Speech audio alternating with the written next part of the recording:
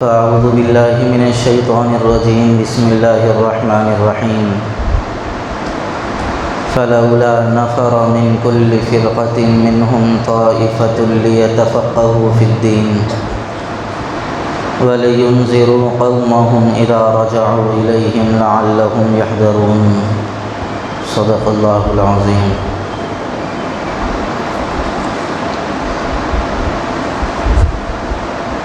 اللهم صل وسلم وبارك على سيدنا محمد وعلى آلہ وصحبہ اجمعین.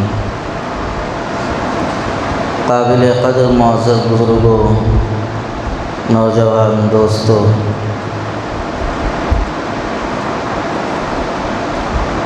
انسان دو چیزوں سے بنا ہے، ایک اس کا جسم ہے، دوسری اس کی روح ہے. یہ دونوں چیزوں کا مجموعہ انسان ہے. اگر صرف جسم باقی رہے اور روح نکل جائے تو انسان مردہ کہلاتا ہے، اور صرف روح ہو جسم نہ ہو تو یہ بھی بے معنی ہے. تو یہ دونوں چیزوں کا مجموعہ انسان ہے، اور اللہ تبارک و تعالیٰ نے انسان کو دنیا میں آخرت کے لیے بھیجا ہے. اب وہ دنیا کے اندر جیسے اعمال کرے گا، آخرت میں اس کو ویسا بدلہ ملے گا. روح کا تعلق دنیا سے بھی ہے اور آخرت سے بھی ہے. اسی طرح جسم کا تعلق دنیا سے بھی ہے اور آخرت سے بھی ہے. کئی لوگ یہ کہتے ہیں کہ جسم کا تعلق صرف دنیا سے ہے، روح کا تعلق آخرت سے ہے. ایسی بات نہیں، دونوں کا تعلق دنیا اور آخرت سے ہے. اور آج دنیا صرف اور صرف جسم کی پرورش میں لگی ہوئی ہے. روح سے اکثر لوگ غافل ہیں، روح کی تربیت سے بیگانے ہیں. کئی لوگ صرف جسم ہی کی پرورش پر توجہ دیتے ہیں، اور جن لوگوں کے پاس ایمان نہیں ہے ان کے نزدیک تو ان کی پوری فکروں اور محنتوں کا خلاصہ یہ بدن ہے کہ جسم کو کیسے راحت مل جائے، کن چیزوں سے جسم کو راحت ملتی ہے، جسم کن چیزوں سے خوش ہوتا ہے. بس انہی چیزوں کے پیچھے وہ اپنی ساری کی ساری توانائیاں اور اپنی صلاحیتوں کو لگا رہے ہیں. جن لوگوں کا تعلق آخرت سے ہے، ایمان رکھتے ہیں اللہ رسول پر، ایسے لوگ جسم کے ساتھ ساتھ روح پر بھی توجہ دیتے ہیں. اور ایک بات یاد رکھیے آپ، اگر ہم نے صرف جسم کی پرورش کی اور جسم کو اچھے سے اچھا بنانے کی ہم نے کوشش کی اور آخرت کی جانب ہم نے توجہ نہیں کی اور روح کو اپنی تیار نہیں کیا، تو ایسی صورت کے اندر دنیا کے اندر تو یہ جسم خوب پھلے گا، پھولے گا، عیش و عشرت میں رہے گا، لیکن آخرت میں اس جسم کا بہت برا حال ہوگا. وہاں پر یہ سزاؤں میں مبتلا ہو جائے گا. اس وقت جتنی تکلیف میں یہ جسم رہے گا، اس وقت کوئی اس کا مددگار اور اس کا حمایتی بھی نہیں ہوگا. اور اگر جسم کے ساتھ ساتھ روح کی تربیت ہو گئی، روح کی جانب بھی توجہ ہوئی، روح کو مضبوط کرنے کی کوشش کی، تو ایسی صورت کے اندر روح کو مضبوط کرنے کے نتیجے میں آخرت میں یہ جسم بھی آسائش اور سکون و اطمینان میں رہے گا.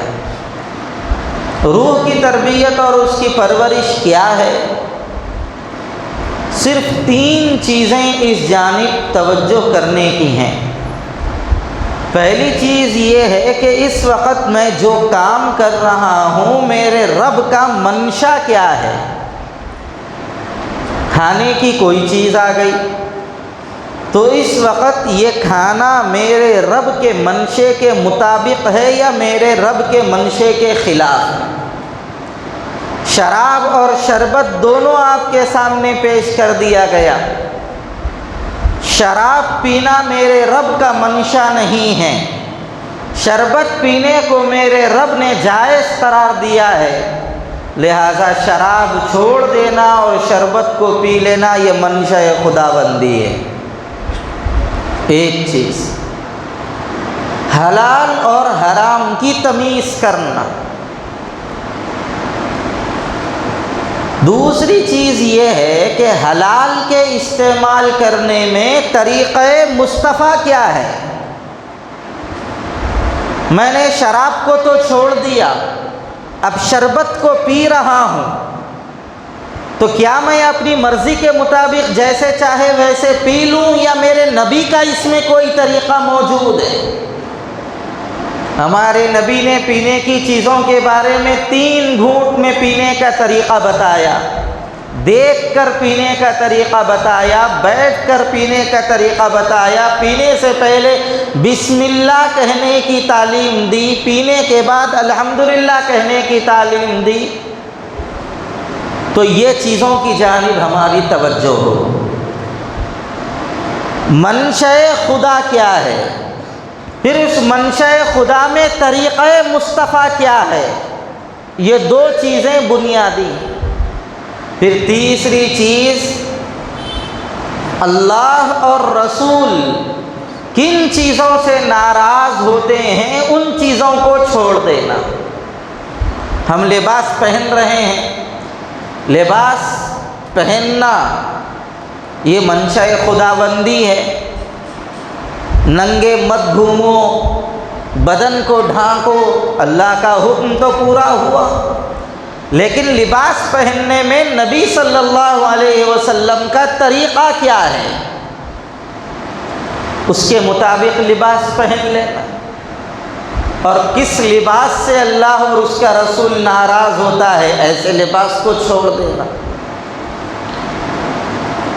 یہ تعلیم رسول اللہ صلی اللہ علیہ وسلم نے حضرات صحابہ کو دی۔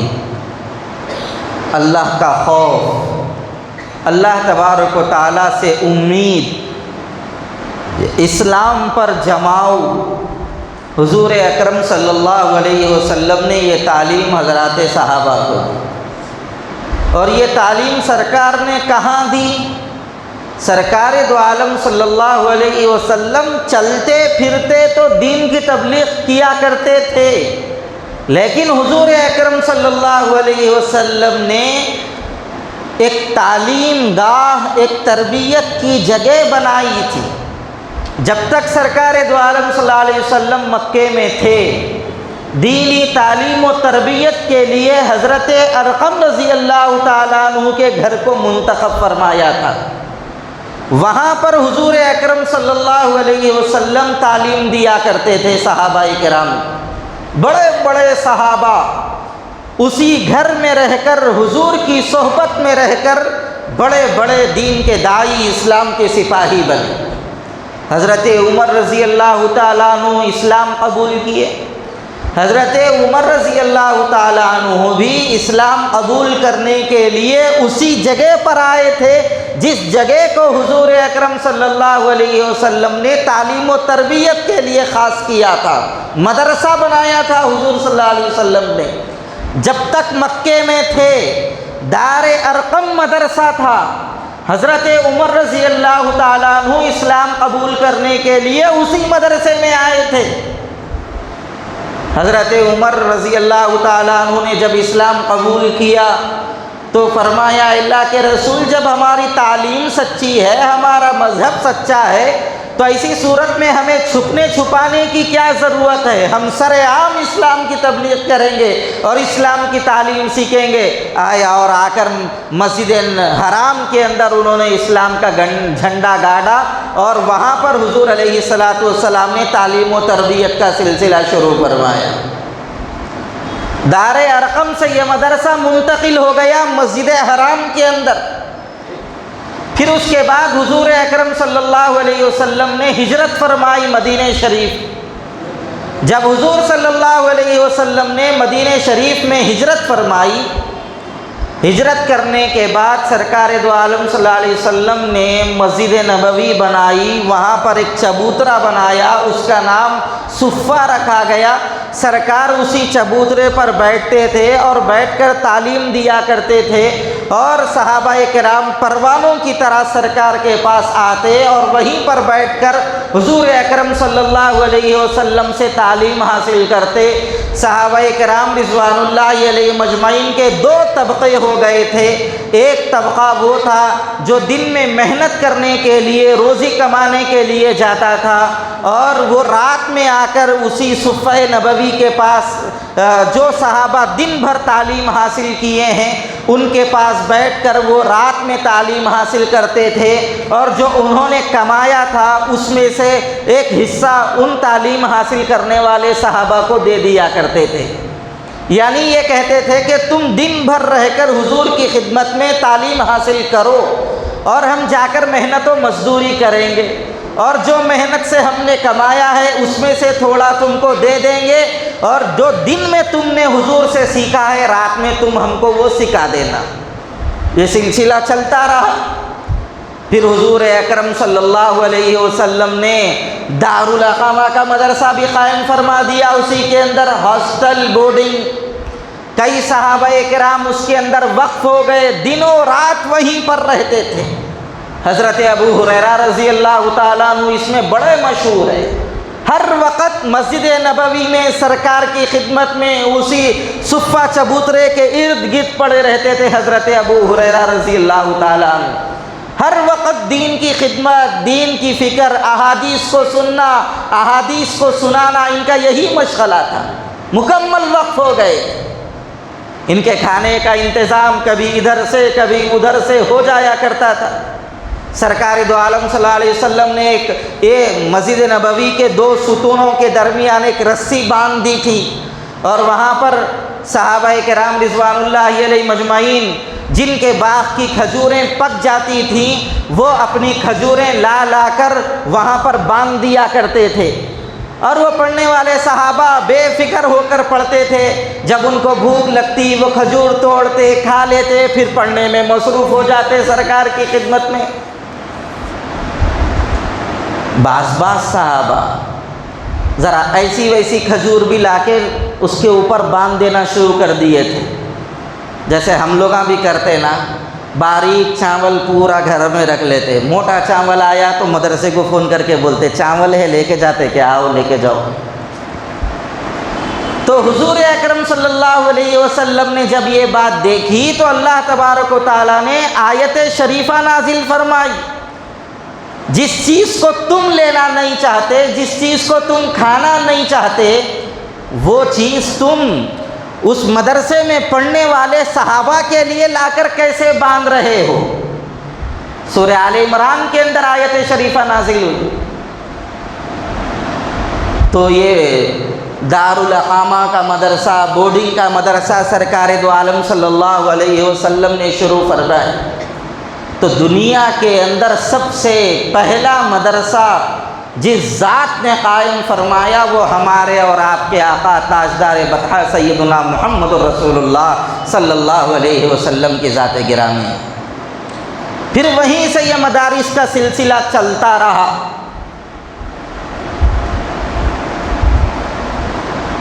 دوسرے ممالک کے اندر بہت سارے ادارے قائم ہوئے، ہمارے ہندوستان کے اندر بھی مدارس کا سلسلہ چلتا رہا، اور یہاں پر جو مدارس کی نشو نما ہوئی حضرت حاجی امداد اللہ مہاجر مکی رحمۃ اللہ علیہ کے ذریعے، ان کے کئی خلفاء نے کئی جگہ پر جا کر دینی ادارے قائم کیے۔ 1866 کے اندر ان کے خلیفہ حضرت الامام مولانا محمد قاسم نانوتوی رحمۃ اللہ علیہ نے شمالی ہندوستان کے اندر دیوبند کی سرزمین پر دارالعلوم دیوبند قائم فرمایا۔ اس کا فیض آج ساری دنیا کے اندر چپے چپے کے اندر پھیلا ہوا ہے اور پھیل رہا ہے۔ انہی کے ایک خلیفہ حضرت علامہ مولانا انوار اللہ فاروقی صاحب فضیلت جنگ رحمۃ اللہ علیہ نے ہمارے شہر حیدرآباد کے اندر جامعہ نظامیہ کی شکل میں ایک بڑا دینی ادارہ قائم فرمایا۔ مولانا عبد الوہاب صاحب رحمۃ اللہ علیہ نے ویلور کے اندر باقیات الصالحات انہی دنوں میں قائم فرمایا۔ دربھنگا بہار کے اندر مدرسہ امدادیہ قائم ہوا حاجی امداد اللہ صاحب مہاجر مکی رحمۃ اللہ علیہ کے نام پر۔ پھر جب یہ مدرسے کم پڑھنے شروع ہوئے تو اور مدرسوں کی بنیاد پڑتی چلی گئی اور یہ مدرسوں کا جال پھیلتا چلا گیا۔ ہمارے حیدرآباد کے اندر صرف ایک بڑا مدرسہ رہ گیا تھا جامعہ نظامیہ، اور لوگ دور دور سے تعلیم و تربیت کی تلاش میں آتے جا رہے تھے، تو مولانا عاقل صاحب رحمۃ اللہ علیہ نے دارالعلوم حیدرآباد کی شکل میں ایک بڑا دینی ادارہ شیورام پلی کے اندر قائم فرمایا۔ آج بھی اس کا فیض سارے ریاست کے اندر ہے۔ میرے بھائیوں، یہ مدرسے ہماری ایمانی و روحانی تعلیم و تربیت کے مراکز ہیں۔ یہ مدرسے کوئی معمولی نہیں ہیں، اسکولوں کی طرح نہیں ہیں کہ یہاں پر صاحب ایک فارمیلٹیز کے طرح کوئی آ رہا ہے، پڑھا رہا ہے، جا رہا ہے، قصہ ختم ہو گیا، نہیں۔ یہ مدارس ایسے ہیں کہ یہاں پر روحانیت کو خوب زیادہ پروان چڑھایا جاتا ہے، اللہ رسول پر اپنے آپ کو فدا کرنے والوں کو پیدا کیا جاتا ہے، مدارس کے اندر علماء کو، حفاظ کو پیدا کیا جاتا ہے، یہاں پر دنیا داروں کو پیدا نہیں کیا جاتا۔ مدارس کا مقصد سیاست کرنا نہیں ہے، مدارس کا مقصد ایمان کو باقی رکھنا ہے، اسلام کو باقی رکھنا ہے۔ اسلام کے اوپر اگر کوئی حرف آ جائے تو سب سے پہلے اگر کوئی اٹھتے ہیں تو یہ مدارس کے پڑھنے والے آگے آگے آتے ہیں۔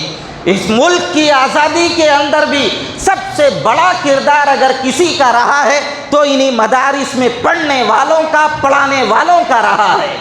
اس ملک کو آزاد کرانے میں بھی مدارس کا سب سے بڑا حصہ ہے، اور اس ملک کے اندر اسلام کی حقانیت کو باقی رکھنے میں بھی مدارس کا سب سے بڑا کردار ہے، ورنہ یہ قوم ہندوانہ رسم و رواج کے اندر تباہ ہو چکی تھی۔ نہ ان کو ایمان معلوم تھا، نہ اسلام معلوم تھا، نہ سچا دین کیا ہے معلوم تھا، نہ توحید کیا ہے معلوم تھی، نہ رسول اللہ کی سنتوں کا پتہ تھا۔ سب کچھ اس ملک کے اندر اگر کسی نے بتایا ہے تو یہ اس کا سب سے بڑا کردار مدارس دینیہ کا ہے۔ یہ مدارس اسلام کے ہیڈ کوارٹر ہیں، اسلام کے جنریٹر ہیں، یہاں سے اسلام کو روحانیت اور تقویت ملتی ہے۔ اور آپ کیا سمجھتے ہیں مدارس کے اندر کیا ایسے ہی لوگ پڑھ لیتے ہیں؟ کئی لوگ اپنی زبان دراز کرتے ہیں مدرسوں کے سلسلے میں، اور یہ کہتے ہیں کہ صاحب یہ مدرسے والے چندہ کرتے ہیں، بچوں کو زکوٰۃ کا کھلاتے ہیں، صدقوں کا کھلاتے ہیں، یہ ایسے ہی بھیک مانگ کے پڑھتے ہیں، ایسے ہی پڑھ لیتے ہیں۔ یاد رکھیے یہ بات، اگر یہ مدرسے والے علماء آپ کے سامنے آ کر دامن پھیلانا چھوڑ دیں اور آپ سے چندہ مانگنا چھوڑ دیں تو یاد رکھیے آپ یہ بات، زیادہ دن نہیں گزریں گے، مدرسے ختم ہو جائیں گے، پھر اس کے بعد آپ کو اپنے ایمان کی خیر منانی پڑے گی، آپ کی نسلوں کو کوئی دین کی تعلیم اور تربیت دینے والا نہیں ملے گا۔ حضرت مولانا اشرف علی تھانوی رحمۃ اللہ علیہ نے میرٹھ کے ایک دینی مدرسے کے جلسے میں یہ بات کہی تھی اور فرمایا تھا کہ لوگوں تم کیا سمجھتے ہو، یہ علماء ایسا چندہ کر کے تمہارے سامنے بھیک مانگتے ہیں اور تم ان کو بے حیثیت سمجھتے ہو، تو مت دو ان مدرسے کے لوگوں کو چندہ، مت چلاؤ ان مدارس کو اپنے چندوں سے۔ پھر کیا ہوگا، یہ علماء میں سے کوئی جا کے تیل کی دکان کھول لے گا، کوئی چاول کی دکان کھول لے گا، کوئی اور دکان کھول لے گا، کوئی اور دکان کھول لے گا، یہ بھی اپنی دنیا بنانے میں مصروف ہو جائیں گے۔ پھر وقت پر تمہاری نمازیں نہیں ہو سکیں گی، پھر 30-40 سال کا عرصہ گزرے گا، تمہارے بچوں کو نہ کوئی دین پڑھانے والا ملے گا، نہ تمہارے جنازوں کو کوئی تمہارا جنازہ پڑھانے والا ملے۔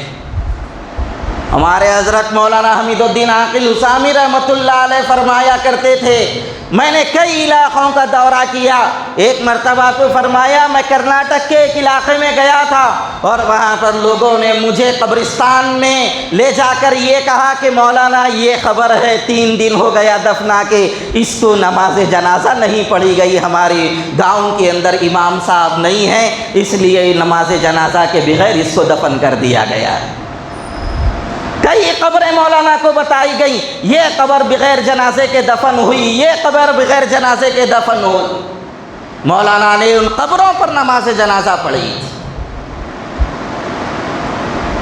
اگر آپ ان مدرسوں کی قدر نہیں کریں گے، آئے گا وہ وقت کہ ہماری نسلوں کو نہ کوئی کلمہ پڑھانے والا ہوگا، نہ ہماری قبروں پر کوئی فاتحہ پڑھنے والا ہوگا۔ یہ بات ایسی نہیں ہے کہ صرف یوں ہی کہہ دی جا رہی ہے، بلکہ آپ تاریخ کو پڑھیں۔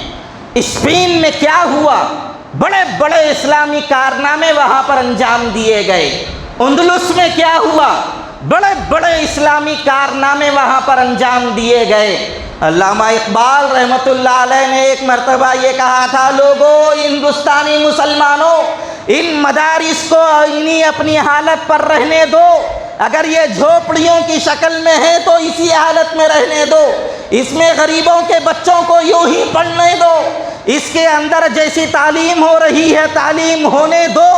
اگر تم ان مدرسوں کی قدر نہیں کرو گے یا ان کے ساتھ چھیڑ چھاڑ کرو گے یا ان کو بند کرنے کی کوشش کرو گے ان مکاتب و مدارس کو، تو تمہارا حال بھی وہی ہوگا جو میں نے اپنی آنکھوں سے اندلس کا دیکھا ہے، جہاں پر بڑے بڑے اسلامی عمارتیں آج بھی کھڑی ہوئی ہیں اور ان عمارتوں کے نشانات کے علاوہ وہاں پر اسلام کی کوئی اور شکل باقی نہیں ہے۔ اندلس اور اسپین کے اندر مسلمانوں کی بڑی تاریخ اور بڑے کارنامے رہے، لیکن انہوں نے علماء سے تعلق توڑا، مدارس سے تعلق توڑا، حفاظ کو بے حیثیتی کی نظر سے دیکھا، مفتیان دین سے اپنا تعلق توڑ لیا۔ 40 سال کا عرصہ نہیں گزرا کہ نہ وہاں پر کوئی کلمہ پڑھنے والا موجود، نہ کلمہ پڑھانے والا موجود، پورا کا پورا ملک عیسائیوں کے قبضے میں چلا گیا، پورا کا پورا ملک عیسائیوں کے قبضے میں چلا گیا۔ اگر آج ان مدارس کے اوپر انگلی اٹھائی جا رہی ہے تو ہم سب کو چوکنا ہونے کی ضرورت ہے۔ آپ ایک بات یاد رکھیے، دشمن اسلام کی حقانیت اور اس کی طاقت کو اتنا زیادہ جانتا ہے جتنا ہم نہیں جانتے، جتنا ہم غفلت میں شکار ہیں۔ دشمن نے پہچان لیا ہے ان مسلمانوں کو کمزور کرنا ہے تو کیسے کمزور کیا جا سکتا ہے، دشمن نے محسوس کر لیا۔ یہی محسوس کر کے ان لوگوں نے مدارس کے ناجائز سروے کرانا شروع کر دیا ہے۔ علماء فرما رہے ہیں مدارس کا سروے کرانے سے مدارس کے لوگوں کو، علماء کو کوئی ڈر نہیں ہے۔ ارے ہے کیا صاحب مدرسوں میں، یہاں سے چندہ آیا، اتنا آیا، دیکھو یہاں پہ خرچ کیا، آ کے حساب لیں گے، جو جتنا خرچ ہوا ہے اتنی آمدنی بھی نہیں ہے مدرسوں کی، اس سے زیادہ خرچ ہے۔ کیسا خرچ ہو رہا ہے؟ وہ اللہ کا فضل ہے، اللہ اپنے کرم سے چلا رہا ہے، کچھ نہیں ملنے والا ہے مدرسوں میں ان لوگوں کو۔ چاہے ایک بار سروے کرائیں، اس سے پہلے سچر کمیٹی کی رپورٹ کے نام پر سروے کروایا گیا تھا، کچھ نہیں ملا، اب پھر سروا کروا رہے ہیں، ابھی بھی ان کو کچھ نہیں ملے گا۔ لیکن ان لوگوں کو پتہ ہے اسلام اور مسلمانوں کو اور اسلامی تعلیمات کو کمزور کرنا ہے تو مدرسوں کو ختم کرو۔ مدرسے ختم ہو جائیں گے تو ایسی صورت کے اندر ان کے اندر روح جو چیز پھونک رہی ہے وہ چیز ختم ہو جائے گی، ان کو جہاں سے تعلیم و تربیت مل رہی ہے وہ چیز ختم ہو جائے گی۔ نتیجے میں مسلمانوں کو اور اسلام کو کمزور کرنا آسان ہو جائے گا۔ یہ حکومت کی بری نظر کافی دنوں سے چل رہی ہے اور یہ لوگ سروے کروا رہے ہیں، حکومت کی نیت میں خطرہ ہے، علماء اس کو بتا رہے ہیں۔ اور آپ کیا سمجھتے ہیں مدارس میں پڑھنے والے بچے ایسے ہی پڑھ کے تیار ہو جاتے ہیں؟ ان کو وقت پہ کھانا مل جاتا ہے، ان کو وقت پہ یہ ساری چیزیں مل جاتی ہے، کیا ایسے ہی مدارس کے اندر ہو؟ نہیں۔ حضرت ابو ہریرہ رضی اللہ تعالیٰ عنہ کے زمانے سے جو سلسلہ شروع ہوا وہ سلسلہ آج تک باقی ہے۔ حضرت ابو ہریرہ رضی اللہ تعالیٰ عنہ مسجد نبوی کے صفہ مدرسے میں پڑھتے تھے۔ کھانے کے لیے کھانا نہیں تھا، حضور صلی اللہ علیہ وسلم کی صحبت میں پڑے ہوئے تھے، اتنی بھوک لگی کہ نڈھال ہو گئے، کئی دنوں کا فاقہ ہوا تو پیٹ کے بل لیٹ گئے، تو کئی لوگوں نے یہ سمجھا کہ ان کو مرگی کی بیماری ہو گئی ہے، لوگ توجہ نہیں دینے لگے، بہت زیادہ شدت بھوک کی وجہ سے تڑپتے رہے لیکن لوگ محسوس نہیں کیے۔ آخر میں ایک جگہ سے دودھ کا پیالہ آیا، سرکار دو عالم صلی اللہ علیہ وسلم نے سارے شاگردوں صحابہ کو بٹھایا، حضرت ابو ہریرہ کو بلایا، ابو ہریرہ لو دودھ پلاؤ۔ حضرت ابو ہریرہ کہہ رہے ہیں مجھے اتنی بھوک لگی ہے، پیالے میں دودھ ہے، اگر میں ان کو پلا دوں گا دودھ ختم ہو جائے گا، مجھے پھر کچھ بھی نہیں ملے گا۔ حضور نے فرمایا ابو ہریرہ ان کو پلاؤ۔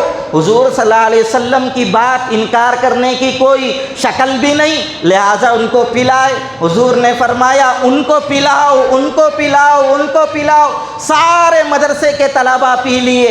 حضور نے حضرت ابو ہریرہ سے کہا ابو ہریرہ تم پیو۔ حضرت ابو ہریرہ نے پیا، سرکار نے فرمایا اور پیو، اور پیا، فرمایا ابو ہریرہ اور پیو، اور پیا۔ اس کے بعد فرمایا یا رسول اللہ اب گنجائش نہیں ہے۔ پھر اس کے بعد دودھ کو دیکھا تو جتنا تھا اتنا ہی دودھ باقی رہا۔ آج بھی مدرسوں کو دینے والے کئی لوگ دیتے دیتے اپنے ہاتھوں کو روک رہے ہیں اور یہ سمجھ رہے ہیں ہم نہیں دیں گے تو ان مدرسوں کا کیا۔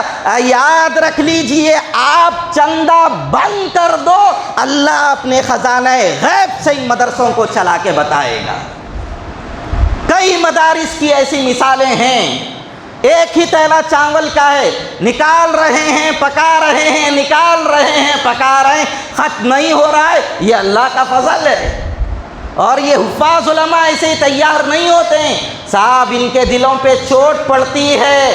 آپ جا کے دیکھو مدرسوں میں عصر کے بعد یا کسی وقت میں ایک بچہ سسک سسک کر بلک بلک کر رو رہا ہے، اس سے پوچھا گیا بیٹے کیوں رو رہے ہو؟ کہنے لگا مول صاحب آپ دروازے پہ دیکھو وہ بچے کے امی ابا آ کر مل رہے ہیں، اس کو کھلا رہے ہیں پلا رہے ہیں، میرے امی ابا نہیں ہیں، اگر میرے بھی امی ابا ہوتے تو مجھے بھی لا کے یہ چیز کھلاتے یہ چیز پلاتے۔ ایک بچہ یہ کہتا ہے کہ مول صاحب ان کے امی ہیں اس لیے ان کے امی ان کو کپڑے استری کرا کے دے رہے ہیں، میری والدہ موجود نہیں ہے، اگر میری بھی ماں ہوتی تو مجھے بھی کپڑے استری کرا کے پہناتی۔ دسترخوان پر بچے بیٹھ کر کھانا کھاتے ہیں، ایک بچہ اچار سے کھا رہا ہے، دوسرا بچہ اس کو دیکھ رہا ہے، اس سے پوچھا گیا کیوں دیکھ رہا؟ اگر ہمارے بھی امی ابا کے پاس پیسے ہوتے تو ہمارے امی ابا بھی مجھے اچار لا کے دیتے، میں بھی اچار سے کھانا کھاتا۔ روز چوٹ پڑتی ہے صاحب ان دلوں پر، ان دلوں پر روز چوٹ پڑتی ہے۔ یہ حافظ صاحب یہ مفتی صاحب ایسے ہی تیار نہیں ہوئے، پوچھو آپ ان لوگوں سے کیسی کیسی ان کے دلوں پر چوٹ پڑی ہوگی۔ چپلیں گھس جاتی ہیں، چپل خریدنے کے لیے پیسے نہیں ہوتے، نہ کسی کو بولنے کے لیے ان کی غیرت گوارا کرتی ہے، برداشت کر لیتے ہیں، اللہ سے مانگ لیتے ہیں اے اللہ تو ہمارے ساتھ خیر کے معاملے فرما۔ پھر اس کے بعد جب یہ بچے پڑھ لیتے ہیں، پڑھ کے فارغ ہوتے ہیں، ان کو آپ ہیرے جواہرات کا کپڑا پہنا دیجئے اتنی خوشی نہیں ہوگی۔ 50 روپے کا شملہ ان کے سر پر یہ کہہ کر باندھ دیا جاتا ہے تم حافظ بن گئے ہو، تم عالم بن گئے ہو، تو ان کو اتنی خوشی ملتی ہے کہ جتنی کائنات کی سب سے بڑی خوشی گویا انہیں کو مل گئی۔ آپ ان کو وزیر اعظم بننے کا سرٹیفکیٹ بتائیے، اتنی خوشی نہیں ہوگی۔ 2 روپے کا سرٹیفکیٹ جس کے اوپر یہ لکھا ہوا ہو یہ بچہ تم حافظ قرآن بن گئے ہو، وہ لے کر اپنے سینے سے لگائے گا، اپنی آنکھوں سے لگائے گا، منہ سے بوسہ دے گا اور یہ کہے گا مجھے آج کائنات کی سب سے بڑی خوشی مل گئی۔ پھر اس کے بعد یہ بچے ایسے ہی نہیں پڑھ گئے نکل گئے آوارہ گھوم رہے ہیں، بلکہ یہ بچے ایسے ہوتے ہیں عہد لیتے ہیں مر جائیں گے دین کی خدمت کو اپنا جذبہ بنا کے رہیں گے اور مرے دم تک دین کی خدمت کے اندر ہم لگے رہیں گے۔ تنخواہیں نہیں ملتی ہیں، کیا دیتا ہے صاحب زمانہ 2000 4000 8000 10,000 کیا ہوتا ہے اس زمانے میں 10,000 روپیے سے؟ لیکن یہ علماء ہیں، کبھی مسجد نہیں چھوڑتے، کبھی مدرسہ نہیں چھوڑتے، یہاں پر کم تنخواہ مل رہی ہے وہاں پہ زیادہ تنخواہ مل رہی ہے تو یہ جگہ چھوڑ کے وہ جگہ چلے گئے۔ یہ علماء کا مزاج نہیں ہوتا۔ ایک ڈاکٹر، انجینئر، پروفیسر، دنیا دار سے آپ دیکھو، اگر اس کو وقت پر تنخواہ نہ ملے، 2 مہینے تنخواہ نہ ملے تو تیسرے مہینے میں ریزائن کر دیتا ہے۔ ہم پر گزری ہے حالت۔ یہاں پر اور ایک مفتی صاحب ہیں، ان کو پتہ ہے، ان کے اوپر بھی گزری ہے۔ 6 مہینے تنخواہیں نہیں ملتی تھیں، لیکن کسی استاد کی مجال ہے جو یہ کہہ کر مدرسہ چھوڑ دے کہ مجھے وقت پہ تنخواہ نہیں مل رہی ہے۔ اپنا گزارا جیسا موٹا جھوٹا ہوگا کر لیں گے، اپنی بیوی بچوں کے ارمانوں کا جنازہ نکال لیں گے، ان کو سمجھا لیں گے، لیکن دین کی خدمت سے اپنے آپ کو دور نہیں کریں گے۔ یہ مدرسے کے لوگوں کا جذبہ ہوتا ہے اور اسی کے اندر وہ چلتے چلے جا رہے ہیں۔ 2 مہینے کی تنخواہ نہیں مل رہی، کوئی حرج نہیں، اللہ پاک دین کا کام تو ہم سے لے رہا ہے، اس سے بڑی سعادت ہمارے لیے کچھ اور نہیں ہے۔ اس لیے ان مدارس کی قدر کیجئے، ان مدارس کی فکر کیجئے اور ان مدرسوں کو قدر کی نظر سے دیکھیے۔ یہ مدرسے جو چل رہے ہیں ان کے ساتھ اپنا تعاون ہمیشہ برقرار رکھیے۔ مال کے ذریعے تعاون کی ضرورت پڑے مال کے ذریعے تعاون کیجئے، اپنی صلاحیتیں لگانے کی ضرورت پڑے صلاحیتوں کو لگائیے، اپنی جو فکریں لگانے کی ضرورت پڑے وہ لگائیے۔ ان مدارس کی حفاظت کی فکر کیجئے۔ اور پڑوسی ملک میں حالات آ گئے ہیں، ہمارے ملک میں حالات ابھی نہیں، ہماری ریاست میں حالات ابھی نہیں آئے، پڑوسی ریاست کے اندر حالات آ گئے ہیں، اور گرنے کے بعد سنبھلنا کمال نہیں ہوتا ہے، گرنے سے پہلے ہی سنبھل جانا یہ کمال ہوتا ہے۔ اس لیے وہاں کے حالات خراب ہوئے، ہمارے ملک کے حالات خراب ہونے سے پہلے ہمیں اپنے اس ریاست کے اور اطراف کی ریاست کے مدارس کی ہمیں فکر کرنے کی ضرورت ہے، ان کو مستحکم کرنے کی ضرورت ہے۔ اللہ تعالی ہم سب کو صحیح علم و عمل کی اپنے کرم سے توفیق عطا فرمائے اور ان مدارس کی حقانیت کو ہم سب کو سمجھنے کی اللہ اپنے کرم سے توفیق عطا فرمائے۔